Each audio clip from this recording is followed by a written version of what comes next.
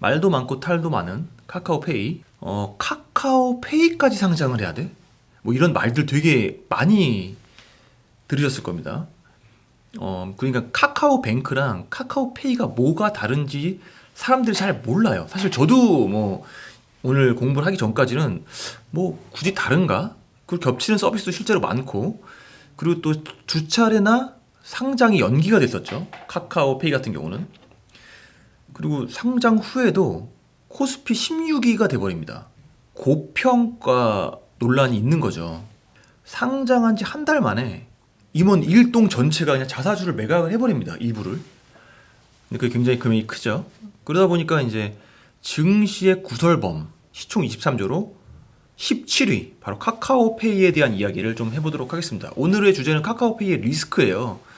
그리고 결론은 굉장히 충격적일 겁니다. 카카오페이라는 회사가 어떻게 상장이 가능하게 되었는지 그 기적의 순간들, 그거를 조금 먼저 짚어볼 테니까 혹시 뭐 카카오페이에 대해서 빠삭하게 알고 계신 분들은 앞부분을 건너뛰셔도 될 것 같습니다. 일단 카카오페이 같은 경우는 이제 핀테크 회사입니다. 핀테크.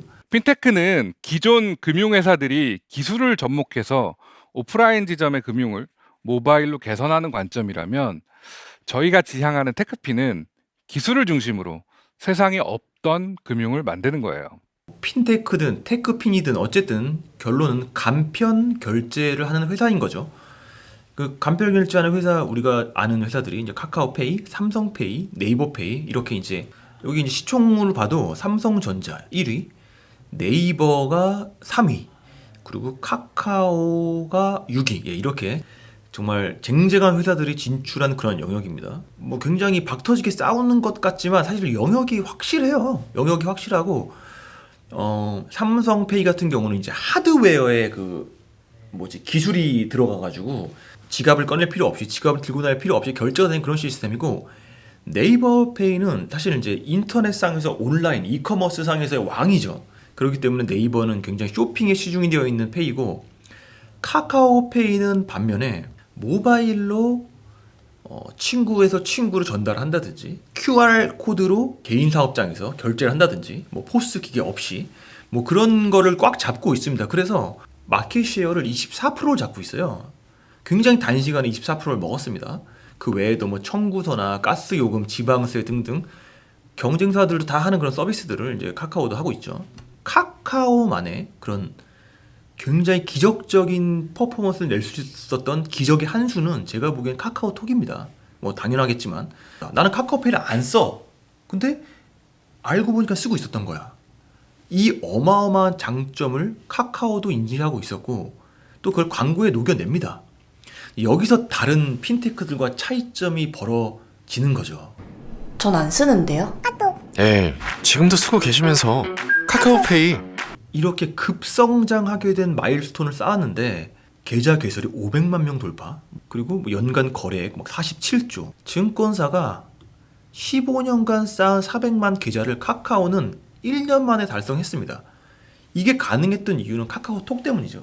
카카오톡에서 문지방이 굉장히 낮아진 상태에서 바로 넘어가니까 이렇게 400만 계좌를 쌓을 수 있었고, 그 낮아진 문지방에서 굉장히 신박한 서비스를 내놓으면서 매출을 만들어낼 수 있었죠. 하나의 서비스에만 머무는 게 아니라 세 가지 서비스를 동시에 사용하는 그 분포도입니다. 카카오톡을 쓰다가 그 다음에는 그걸로 결제를 하면서 친구들에게 송금을 보내다가, 그리고 이제 보험도 가입하고 증권 서비스도 이용한다는 거예요. 그런 시너지가 굉장히 잘 난다라는 걸 보여주는 그런 지표인데, 카톡 때문에 경쟁사와의 이제 차이가 벌어질 수 있었고, 이 위력을 가장 잘 보여준 사례가 바로 카카오톡 친구에게 송금하는 것, 그리고 QR코드 결제, 이 두 가지라고 봅니다. 왜냐하면 이 두 가지를 경쟁사들은 할 수가 없거든요. 그리고 이걸로 500만이 모집이 되는구나라는 걸 보고서 그 다음 미래를 설계할 수 있었던 거거든요. 카카오톡에서 친구에게 송금을 하면은 정말 매우 너무나 편리하고, 가장 중요한 건 다른 계좌나 다른 금융권을 거치지 않고 카톡에서 카톡으로 그냥 카카오 내에서만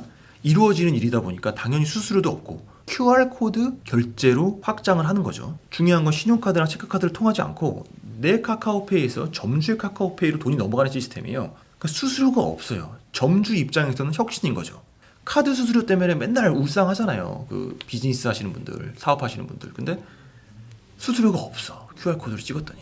근데 카카오페이 앱을 켜서 QR코드를 찍고 계좌번호를 찍을 필요가 없는 거죠. 그리고 대신 송금 금액을 입력해야 됩니다. 그냥 보통 카드 결제할 때랑 그 차이가 있는 거죠. 그리고 카드사, 은행사 다 건너뛰고 카카오에서 카카오로 다이렉트로 돈이 넘어갑니다. 점포는 카드 수수료를 안 내고 물건을 판 거예요. 친구끼리 송금하듯이. 왜냐하면 중간에 카카오라는 게 있으니까.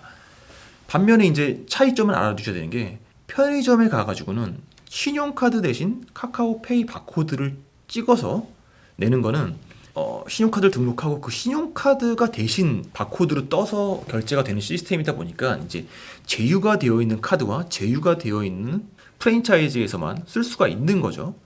그러다 보니까 그냥 번거롭지만 않다 뿐인 거지 신용카드 주머니에서 꺼내서 결제하는 거랑 똑같은 로직인 거죠. 그리고 이제 네이버페이나 삼성페이의 그런 오프라인 상점 결제는 다 이 시스템인 거고 카카오와는 좀 차별화가 되는 거죠. 이 전략을 확장시킬 수 있지 않을까. 이미 넌 쓰고 있는데 너도 모르는 새에 이미 쓰고 있으니까 다른 페이는 없는 카카오통을 등에 업고서 큰 그림을 그리기 시작을 합니다. 바로 금융 플랫폼으로 도전이에요. 카카오페이는 그냥 간편 결제 시스템이 아니고 거기에 머무는 게 아니라 금융 플랫폼으로 도전을 합니다. 똑같은 혁신을 증권과 보험에서도 가능할 것이다. 그러면서 이제 바로 투자 증권 인수를 진행을 합니다. 2020년에 최근에 그리고 2019년에 인슈어테크 플랫폼 스타트업 인바이유를 바이를 합니다. 이건 보험업이에요. 보험업. 보험 회사를 하나 인수를 하고 증권 회사 하나를 인수를 하는 거예요. 그러면서 엄청난 리스크를 떠안은 도전이 이제 막 시작이 됩니다. 위대한 포부를 갖고서 상장을 시도했는데 2번이나 연기가 되고 뺀찌를 먹은 거죠. 일종의. 그리고 세 번째에 코스피 시장에 상장을 하게 됩니다. 처음에 연기됐던 이유는 이제 고평가 논란과 카카오의 독점적 행태와 문어발 확장에 대해서 뭐 대정부 질의도 하고 막 그랬잖아요. 어수선했잖아요. 그때 이제 그런 경고로 인한 두 번째 연기는 이제 보험과 증권 소개 서비스를 광고가 아닌 중개업이라고 단정을 지으면서 금융위에서 인허가를 받고서 해라. 그런 이제 경고성이 날라왔는데 이거에 대해서 카카오가 해명을 하면서 그러나 상장에는 문제가 없다라고 하면서 세 번째 상장에 도전에 성공을 하게 되는 거죠. 어쨌든 중요한 거는 카카오페이가 이 과정에 있어가지고 일부 보험과 증권 서비스가 중단이 됩니다. 리스크에 대한 부분이기 때문에 리스크와 이제 우리가 과연 카카오에 투자해야 되느냐 이 더 중요한 질문에 대한 대답이기 때문에 이 뒤에서 이야기하도록 하고 어쨌든 보험과 증권 업계와 상당한 마찰과 잡음이 일어나고 있고 금융 감독 당국의 중재를 통해서 계속 이제 규제를 받고 있는 상황이라는 겁니다. 근데 중요한 거는 금융은 규제 산업이라는 거죠. 다른 모든 금융 사업체들도 다 이렇게 규제를 받으면서 사업을 하고 있는 건데 걱정이 하나 되고 또 문제는 전통 사업자들과 마찰이 계속 끊이지 않을 수밖에 없겠죠. 그러면서 이런 규제가 계속 될 거라는 겁니다.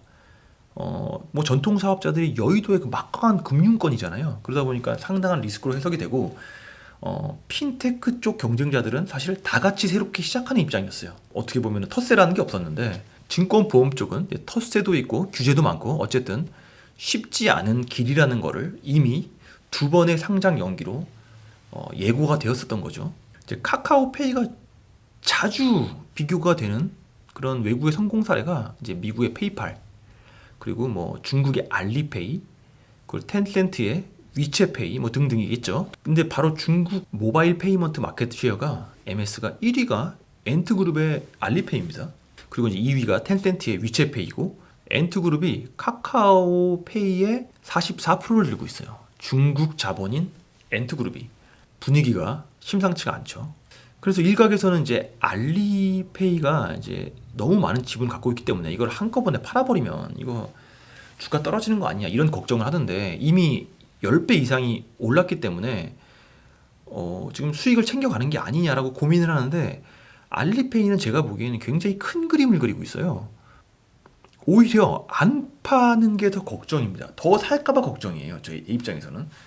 굉장히 재미있는 사실은 원래 이제 카카오페이, 카카오뱅크, 카카오게임즈는 이 회사들에 투자하는 곳은 텐센트입니다. 그러니까 알리페이의 가장 큰 경쟁사 텐센트의 투자를 받은 게 어떻게 보면 굉장히 오랜 파트너십을 맺은 게 카카오예요. 카카오와 텐센트.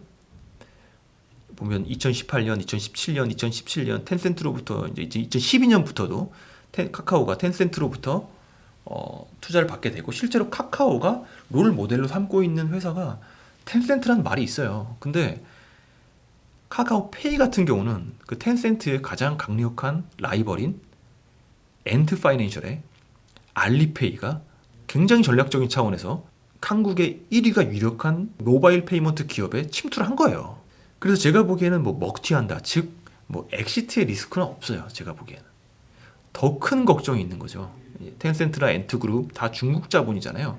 거대한 중국 자본이 카카오를 정말 좌지우지할 수 있는 그 정도 수준의 지분을 갖고 있다는 겁니다. 44%면 엄청난 지분이죠. 중국은 아주 오래전부터 이걸 시작했다고 합니다. 그래서 카카오가 그 중국의 이 앞선 핀테크를 한 수 배우기 위해서 이제 투자를 받은 것도 있겠죠. 전략적인 파트너십이 있었던 거겠죠. 그런 이유가 있었던 건데 차이나 리스크를 우려 안 할 수가 없어요. 근데 차이나 리스크가 매우 심각하고 첫 번째가 개인정보 유출 우려와 예측할 수 없는 중국 정부 국가 지도자의 어떤 방향에 따라서 이게 기업이 살고 죽는 게 굉장히 자주 일어나는 나라잖아요. 그러다 보니까 이 두 가지 우려에서 우리가 벗어나기가 너무 힘들어요. 그리고 지난 2월 5일부터 카카오페이 증권의 일부 서비스가 중단됐습니다. 셔터가 내리게 된 이유가 이제 한국 정부가 마이 데이터 사업을 이제 실시를 했고 이제 허가를 받으라고 했는데 카카오페이만 허가를 못 받았습니다. 네이버, 토스 등 다른 페이 경쟁사들은 다 허가를 받았는데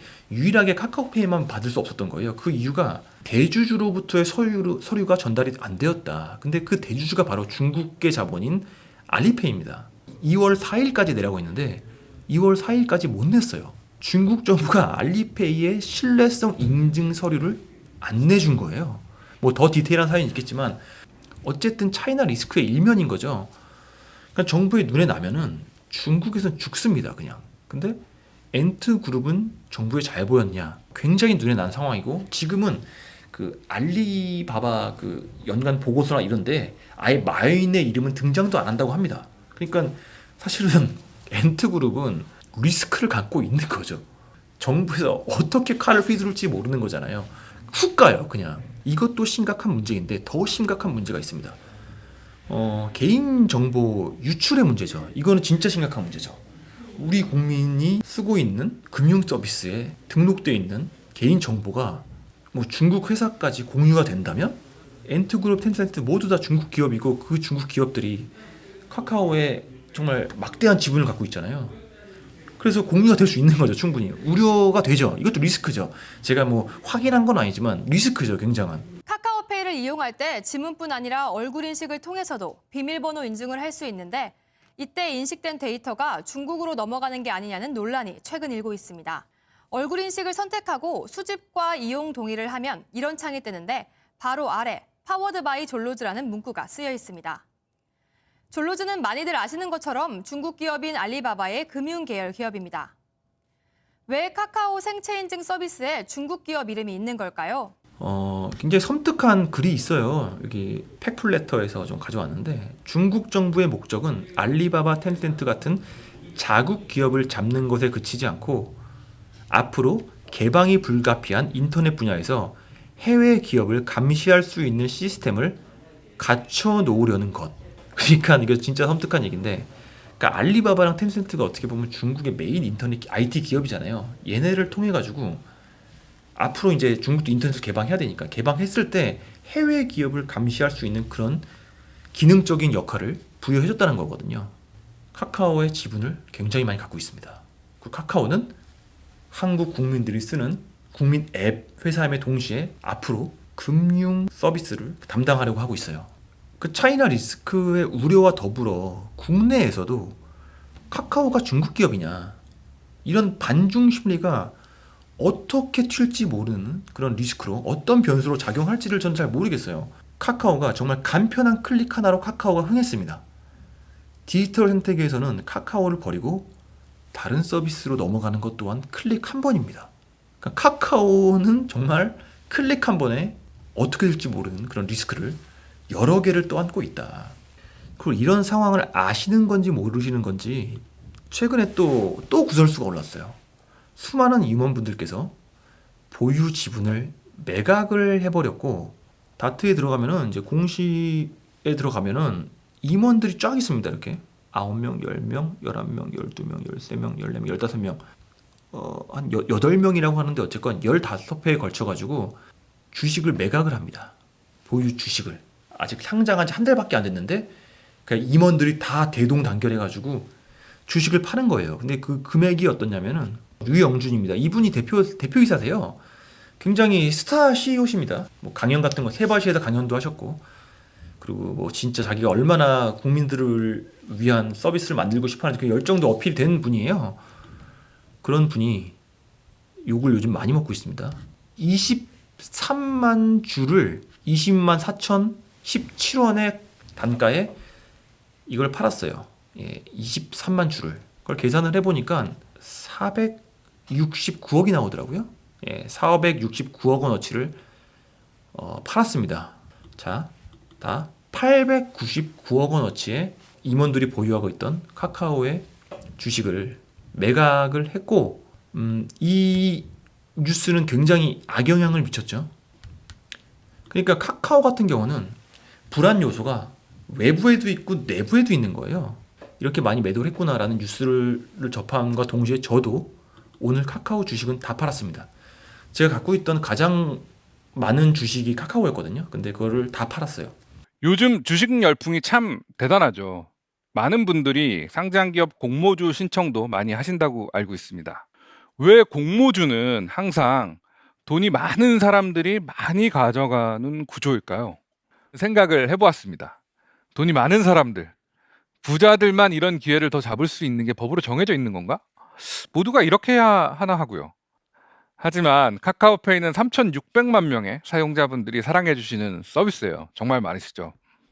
그래서 저희는 많은 분들이 앞으로도 카카오페이와 함께 하셨으면 좋겠다고 생각을 했고, 저희 서비스를 사용하시는 모든 사용자가 자산이 많고 적음에 관계없이 원하시면 똑같이 공모주를 받으실 수 있는 기회를 드리는 게 맞다고 생각했어요. 모든 신청자들이 똑같이 공모주를 가져가실 수 있는 과감한 결정을 했습니다. 근데 카카오페이. 얘네는 왜 자사주를 팔았어요? 아니, 그러니까 저도 그게 좀 답답해요. 이렇게 상장을 했잖아요. 돈이 급했나? 스톡 옵션을 받은 것 같아요. 아니, 회사가 성장하고 자신이 있으면 그걸 그냥 주지. 가져가면 되잖아요. 경영진 8명이 다 던져버린 거예요. 경영진이 자사주를 팔려고 지금 팔았어? 예. 이거 언제부터 생각했을까요? 이걸 상장하기 일주일 전- 전에 생각해서 아니요, 팔았을까? 상장하기 전부터 했겠죠. 그러니까 저도 그 금요일날 너무 아, 이거는 화가 나는 나더라고요. 정말 이거는 윤리의 문제라고 생각해. 예. 경영 윤리야. 예. 이거는 G점수가 완전 말이 안 된다. 거버넌스가 이거는 아니 왜 젊은 3, 40대들이 왜 그렇게 해? 어? 그러니까요. 그리고 이제 이걸 완전 파는 순간 숨겨가는 물론 얘기네. 경영진들은 엄청난 부를 챙겼죠. 사실. 근데 그 부의 원천이 사실은 우리 MZ세대들이 많이 또 이용도 해주고 또 공모주 청약 받으신 분들이 여기 들어가서 잠깐 공모주 그러면 청약- 카카오페이가 이렇다는 건 카카오 전체 경영진들의 생각이 어떤지 한번 물어보고 싶다. 이거는 예. 진짜 예. 이게 이렇게 자기네들끼리 다 통할 거 아니야. 그러니까 이미 어느 정도 상장 전부터 계획을 했겠죠. 스톡옵션 받은 게 있으니까. 근데 너무 좀 성급하게 판 것 같아서 좀 그게 저는 좀 안타깝더라고요. 예. 그래서 많은 분들이 지금 개인 투자분들이 굉장히 좀 기분이 안 좋은 상태입니다. 예. 그러니까 제가 방송을 하면서 다 공부를 되게 열심히 했고, 포스코, 삼성전자, 현대모비스 여러 개 정말 올리면서 공부하고 나서 너무 불안해서 공부를 한 건데, 그 공부의 끝은 결론은 괜찮네였어요. 근데 카카오는 카카오 전 국민이 쓰지 않아? 라고 시작을 했다가 끝은 다 파는 걸로 끝이 났어요. 제가 다 파는 걸로 끝이 난 최초의 종목입니다. 5G도 안 팔았는데 수익률이 정말 아쉽긴 했는데 그냥 두 번 고민 안 했습니다.